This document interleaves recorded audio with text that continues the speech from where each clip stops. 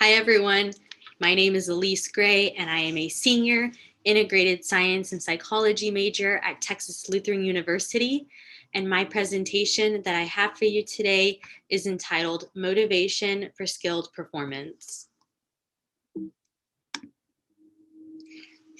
My topic of interest going into this research was looking at comparing a supportive and critical environment in individuals and seeing how motivational levels change and how they can be different in regards to different environments. And all of this led to how an individual's attitude can impact the outcome of a situation. Going a little bit into my literature, the first thing I'm looking at is a social support. Individuals with a support system, they typically fare better than those that do not, just because they're more likely to have a positive outlook on the situation. But this isn't to say that an individual without a support system still can't have that positive mentality. Um, However, they can be at a higher risk of depression or anxiety um, because a social support system will help reduce psychological distress, such as that depression or anxiety during times of stress. And it allows individuals who do have a support system to maybe be better acquainted and get adjusted to the stressful situation that they are having to deal with. In addition to social support, which is that external influence on an individual, I also looked at self esteem and self affirmation. It's just as important, maybe even more important, to have that positive perspective internally, um, to have that increased self esteem, which will lead to more confidence and the ability to persevere through difficult situations and do all of this with reduced stress. Um, this leads to locus of control. This is looking at external and internal locus of control. External locus of control is when an individual holds outside forces accountable for their actions instead of holding themselves accountable. If an individual holds themselves accountable, they're more likely to be more confident in their decisions, be more in control of a stressful situation. They might be more likely to handle stress in a healthy way. And then they can have an overall better, higher quality of life. Some unique contributions of this research, it definitely strengthened the literature on how students respond to different types of motivation. I was able to compare multiple groups for between and within subject design.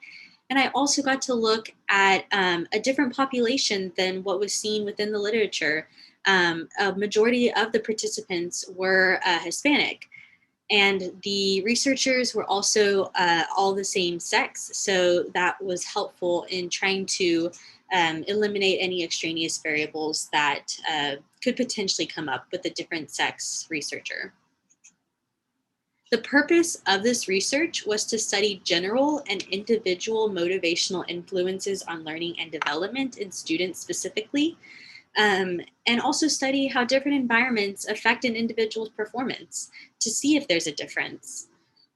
And to kind of wrap everything together, a research question that I was focusing on was, can positive motivation and a supportive environment make a difference in individuals when compared to individuals dealing with critical motivation in an unsupportive environment? So again, is there going to be that difference? I had 4 hypotheses. H1 and H2 are focused on positive motivation, and that's saying that the participants will have a faster response time and they'll be more accurate throughout the activities compared to H3 and 4, which is that critical motivational environment where they will have slower response times and probably be less accurate in the activities.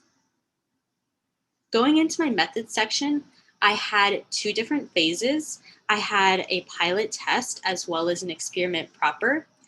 In the pilot test, I had a total of 14 participants. They were 3rd grade participants. All of the recruitment was done mainly through the teachers sending consent forms home to the parents. And then once I received the consent form back, I went ahead and I conducted the trial with the students. This pilot study helped determine the activities to be used in the experiment proper, which is really helpful. Going into the experiment proper, the participants were all first graders. I had 42 of them, and the same recruitment and same procedure, that just an added questionnaire for the students. The only difference from the pilot study was we removed one of the activities. It was very similar to one that we decided to keep. So we didn't think that we needed two of the same similar sorting activity for the students.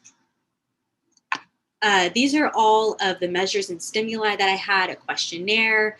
I used pipe cleaners, towels, a typing.com as a resource. They also had some math problems. They did a maze and cutting paper squares, and we'll go through all of that. So this was the way that the students went through the experimenters. They started with experiment 1, and experimenter 1 had a strict regimen of how they were going to administer. So they started with positive for the first class, then they had neutral for the second class, and third class they had negative attitudes. And then experimenter 2 and 3 also had a randomized order of how they were going to administer the activities and what kind of attitude and motivational condition. So the students were all from 3 different classes. So class 1, they started with experimenter 1, then went to experimenter 2 and 3. That way, each participant went through all 3 motivational conditions with the same activities. And they completed this for class 2 and class 3. Each experimenter had specific guidelines to follow to try and keep the motivation to a similar level. So for the positive, the experimenter was to be over the top, always have a smile, be extremely encouraging, and excitement in their voice. And below you can see some of the sample sayings that were provided for the experimenters, just like, "You're doing great, keep going." We all know what positive motivation looks like. The neutral motivation, just kind of just being there to help facilitate, very monotone, few words, lacking emotion. And then compared to the critical motivation, more serious of a look, critical tone in the voice, and just saying such as, "You're doing all right, remember, go as fast as you can," stuff like that. All students began with a questionnaire, and then once they completed the questionnaire, the actual trial began. So they started with sorting pipe cleaners, and this was measured in seconds. So it was how fast they could complete the activity. The second activity that was completed was a folding activity. And so as you can see, on the top, those are 3 towels that were considered as pass. And then on the bottom, those towels were 3 out of 3 for fail. And so they were scored on a pass-fail system. The third activity was a typing activity. And as you can see, it was a 1-minute typing test, and students had to type out the following. And it was a really great online resource that I found, and it measures the words per minute and percent accuracy. And so when the students completed the test, this is actually what was given to me. And so I was able to multiply the words per minute and the accuracy to get a combined total score. The fourth activity was math. So they did certain math problems, and they were recorded on how fast they could do it, as well as how many they had gotten correct. The fifth activity, the students completed a maze, and it was how much time it took them, as well as if the line was hit, there was a time penalty, and those two were combined to create a total score for the students. The sixth activity was cutting out 16 lines, and the time was recorded for the students, and they were also graded. So as you can see on the left, 1 out of 16 size was correct, and on the right, 11 out of 16 was correct. Now going into the results, I had 2 independent variables, motivational condition and the experimenter 1, 2, or 3. After preliminary results and analyses, I decided to stay with just narrow it down to the activities that initially had a significant difference to go a little bit more in depth in. So that was 5 different dependent variables, and we're going to go into each one of those. The results that were conducted on those 5 variables were 2-way ANOVAs, and then to follow that up, there was a 2-key post-hoc test. And then all of the ones that are provided did meet the alpha is less than or equal to the 0.05 criterion. So starting with the first 2-way ANOVA, for the percent of the lines cut out correctly, on the left, you have the 2-way ANOVA provided. And as you can see, there was a significant interaction between the experimenter and attitude or the motivational condition.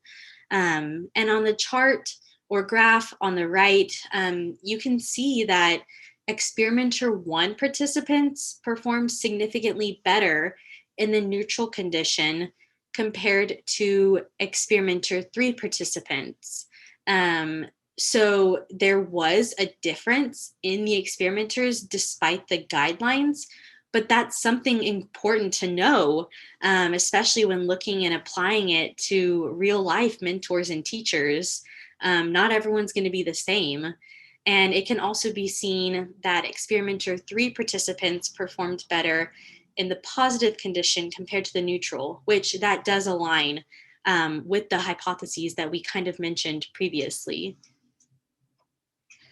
The second 2-way ANOVA was the cutting time. And again, there is that significant interaction between the experimenter and attitude. And looking more closely at the graph, experimenter 3 participants did perform significantly better in the negative condition compared to experimenter 2 participants. So what that is saying is that experimenter 3 may not have been as negative or as critical as experimenter 2. So again, even just the difference between how they interact and how individuals interpret the different motivational conditions can make a difference. It can also be seen that experimenter 2 participants performed better in the positive condition compared to the negative, which also aligns with the hypotheses. For maze time, the experimenter was actually where that significant difference was seen instead of in the interaction. And you can see that experimenter 1 participants took significantly longer to complete the task in all of the conditions compared to experimenter 2. So that is where that difference was noted and seen using the post-hoc tests. And so experimenter 1 may not have been so forward or upfront.